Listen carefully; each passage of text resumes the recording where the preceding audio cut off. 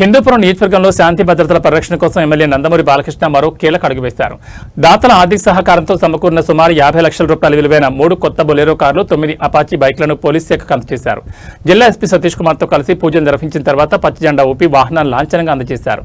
ఈ సందర్భంగా మీడియాతో బాలయ్య మాట్లాడుతూ హిందూపురం నియోజకవర్గ ప్రజల భద్రత, ఆరోగ్య రక్షణ, అభివృద్ధి ఈ 3 తనకి ప్రధానమని పేర్కొన్నారు. సమకూర్చడం, మరి ఆ తర్వాత మళ్ళీ తెలుగుదేశం పార్టీ అధికారంలోకి రావడం, మరి నాడు ఎన్ని మన ఆర్థిక పరిమితులు ఉన్నా కూడా ఈ యొక్క ఏదైతే ప్రజల యొక్క రక్షణ ఏదైతే ఉందో దానికే ఎక్కువ ప్రాధాన్యత ఇస్తుంది మన ప్రభుత్వం. కాబట్టి దానికి ఏదైతే దాతలు కొంతమంది ముందుకు వచ్చి వాళ్ళు స్వచ్ఛందంగా ఇప్పుడు అసిస్ట్ మన కృష్ణ హరీష్ గారు ఉన్నారు, ఆయన సంకల్పంతో, అలాగే మల్లి గారు, అలాగే జనార్దన్ రెడ్డి గారు వారు నిధులు మాకు సమకూర్చి మరి నాడు ఇవాళ ఈ 3 బొలెరోలు కానివ్వండి, లేకపోతే 9 అపాచీ బైకులు ప్రభుత్వానికి మాకు అందించడం జరిగింది. సో సిఎస్ఆర్ ఫండ్స్ ద్వారా కూడా మేమంతో ఇక్కడ దాన్ని ఎంతో సమర్థవంతంగా ఉపయోగించి ఈ యొక్క హిందూపురం యొక్క నియోజకవర్గం అభివృద్ధి కోసం ఎంత పాటుపడుతున్నామో మీకు అందరికీ తెలుసు. ఇప్పుడు గత 10 ఏళ్లుగా హెరిటేజ్ సిఎస్ఆర్ ఫండ్స్ ద్వారా ఇక్కడ ఉన్న ఏవైతే ఈ ప్రభుత్వ పాఠశాలలు ఉన్నాయో వాటికి మనం కంప్యూటర్స్ కానీ, ప్రింటర్స్ కానీ, అలాగే సోలార్ హీటర్స్ కానీ ఇవన్నీ మనం అందించడం జరిగింది. అలాగే మన ఎన్టీఆర్ వైద్య రథం ద్వారా ఈ మందులు కానీ డాక్టర్లు గ్రామాల్లో వాళ్ళ వైద్య సేవలు అందిస్తూ ఉన్నారు.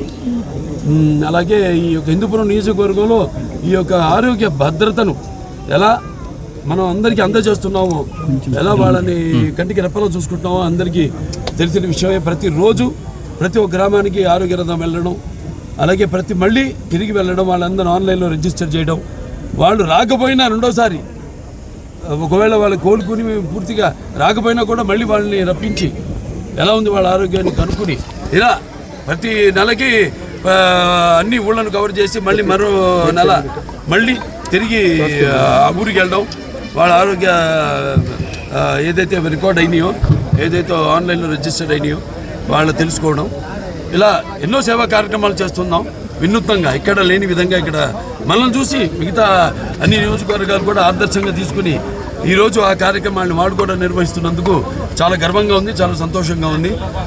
అలాగే మరి పోలీస్ డిపార్ట్మెంట్కి వస్తే మనం 30 లక్షలు పెట్టి మరి సీసీ కెమెరాలు అందించడం జరిగింది.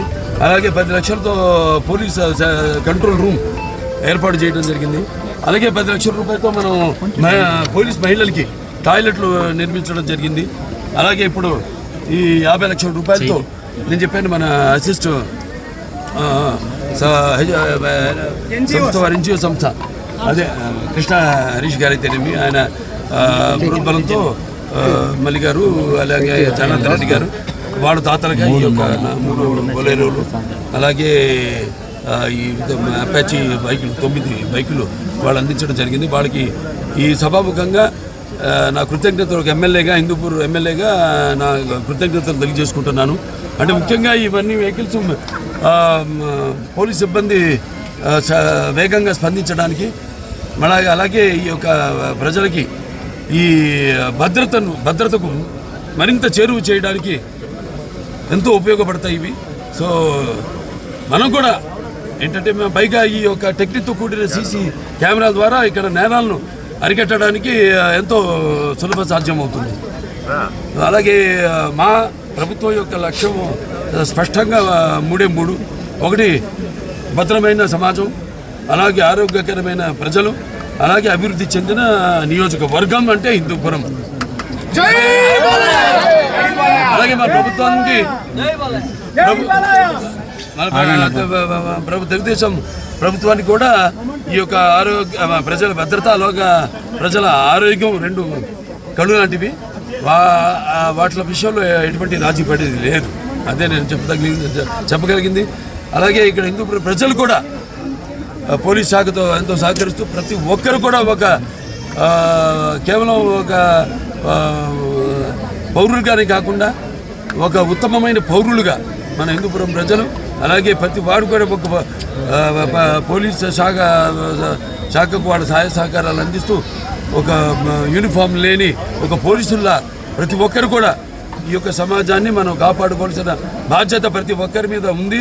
అది మనం తేటతెల్లంగా తెలియజేస్తున్నాం మొత్తం రాష్ట్రానికి అంతా. మీ అందరికీ ప్రజలందరూ కూడా నా హృదయపూర్వక అభినందనలు తెలియజేసుకుంటాను.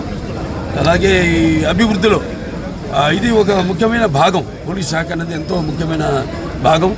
ఎటువంటి మట్కాలు కానీ, లేకపోతే ఏదైనా బెల్ట్ షాపులు కానివ్వండి, లేకపోతే ఏదైనా భూ కబ్జాలు కానివ్వండి, ఇసుక రవాణా కానివ్వండి, అక్రమంగా తరలిస్తున్నా ఏం చేయాలన్నా పాపం నిద్రారాలు మాని రేయనక పగలనక వాళ్ళు పడుతున్న కష్టానికి నా అభినందనలు, నా కృతజ్ఞతలు తెలియజేసుకుంటున్నాను.